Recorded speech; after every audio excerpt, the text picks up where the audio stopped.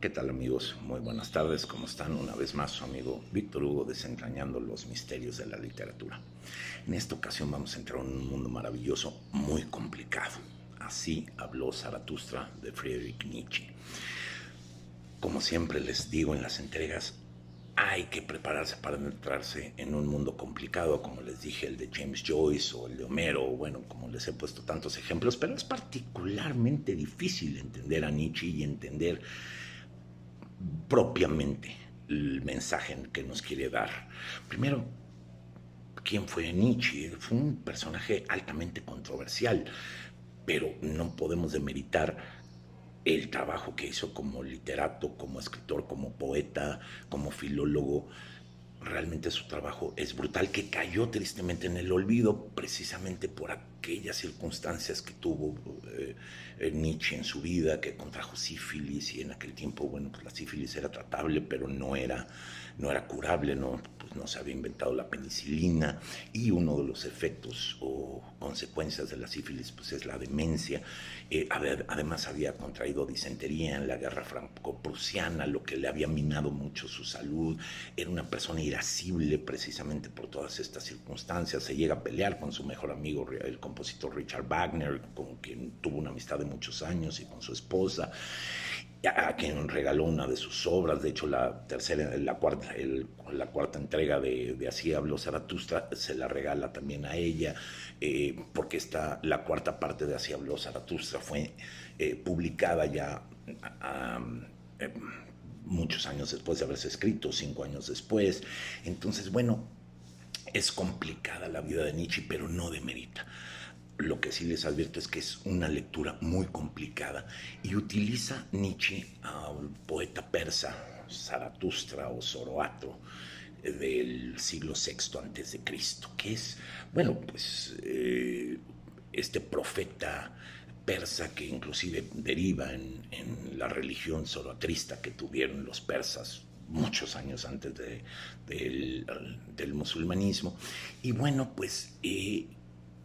es meramente un vocero Zaratustra, no es la figura de Zaratustra, obviamente, en esta novela que además es atemporal.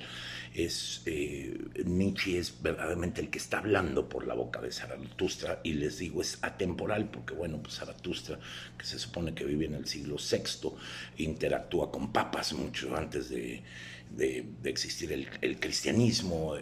con un viejo sabio, con el hombre más feo del mundo, con el caminante, con la sombra, en fin, interactúa a veces inclusive con animales, con el asno, que únicamente le contesta ia, y pues como hacen los asnos, ¿no? Pero aún así la interacción con el propio asno son una serie de reflexiones que hace Nietzsche sobre qué el debe ser del hombre. Y bueno, no deja de ser una novela que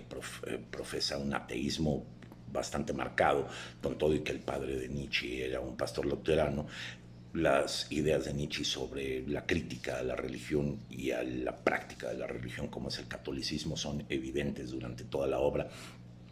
pero las reflexiones de Nietzsche que hace sobre el hombre, el comportamiento, la conciencia y todos los estados del hombre y para el hombre, la compasión, los sentimientos, la fraternidad, la honra, el amor por el prójimo, pero más allá de ello, lo que más le importa es la creación del superhombre, o que el hombre logre ser el superhombre para que ya no dependa de la divinidad o de Dios, porque el superhombre, si se logra, ha alcanzado una madurez suficiente como para que ya no necesite a Dios. Pero no nos constreñamos a que es una obra que va en contra de la religión, dista mucho de ello. Es nada más un paralelismo que yo les estoy haciendo sobre ciertas ideas que tenía Nietzsche en aquel tiempo, y no por eso me la descarten. Las reflexiones que tiene Nietzsche sobre el comportamiento del hombre en sociedad son las que son muy valiosas en esta obra, que tristemente cayó en el olvido, precisamente por los comportamientos en las postrimerías de la vida de Nietzsche, pero que se recoge en el segundo medio del siglo XX, a pesar de ser una obra escrita entre 1883 y 85, las 4 partes. Entonces, les digo, estas interacciones que tiene con el mago, con el adivino, con el papa, con los 2 reyes, con el hombre más feo del mundo, con la sombra, y además él empieza un peregrinar, que aquí hay que entender que Nietzsche, bueno, pues con toda falta de modestia, nos expone que es Zaratustra el que baja de su caverna a compartir el conocimiento y las reflexiones que ha adquirido, su erudición, a compartírselo a los hombres, una especie de Prometeo moderno o un Prometeo atemporal que viene a regalarle el fuego a los hombres. Bueno, él viene a regalarle el conocimiento a los hombres, pero obviamente es una falta de modestia de Nietzsche, porque es la voz del propio Nietzsche y los conocimientos del Nietzsche los que saldrán de la boca del protagonista Zaratustra, quien tiene interacciones muy, muy interesantes con todos estos personajes que les acabo de relatar, y no en todas las interacciones gana Zaratustra la discusión, inclusive en alguna de ellas que tiene la discusión con el Papa y con el hombre más feo del mundo. Bueno, pues le llaman bribón, y bueno, pues él llega un momento en que se frustra porque ve que el superhombre es imposible, y entonces ve al hombre digno, si así se le puede llamar, la búsqueda del hombre digno, digamos como la búsqueda de Diógenes de la antigua Grecia, pero bueno, es también una analogía quizá poco válida, pero les voy a pedir que me la permitan para únicamente efectos ilustrativos de lo que Nietzsche estaba tratando de lograr, o Zaratustra estaba en búsqueda de, quien fue acompañado en todo su periplo con un águila y con una serpiente, pero al final de la obra, en el capítulo del signo, que es donde ya alcanza es el epítome y el final de la obra, que él sale una vez más de su caverna, ya con los hombres con los que había tenido interacción, y con esta frustrada búsqueda del hombre digno o del superhombre, pues encuentra a los animales adecuados, como él así le llama, un león lamiéndole las lágrimas y las palomas posándose en su cuerpo. Y bueno, tiene esta reflexión de que ha alcanzado, en admiración del sol, que además le acompañaba también un águila, un momento perfecto, y en el final de casi cada capítulo se repite la frase "así habló Zaratustra", como diciendo,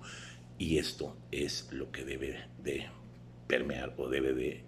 salir de cada reflexión sobre la condición humana y el comportamiento humano y sentimientos del hombre para el hombre, como es la compasión, como es la lealtad, la fraternidad, etcétera, etcétera. Es un libro apasionante, se vale regresarse, se vale que no entendí bien lo que me dijo, vamos a regresarnos un poquito. Es un libro complicado, pero créanme que todas las reflexiones de Nietzsche son maravillosas y enriquecedoras.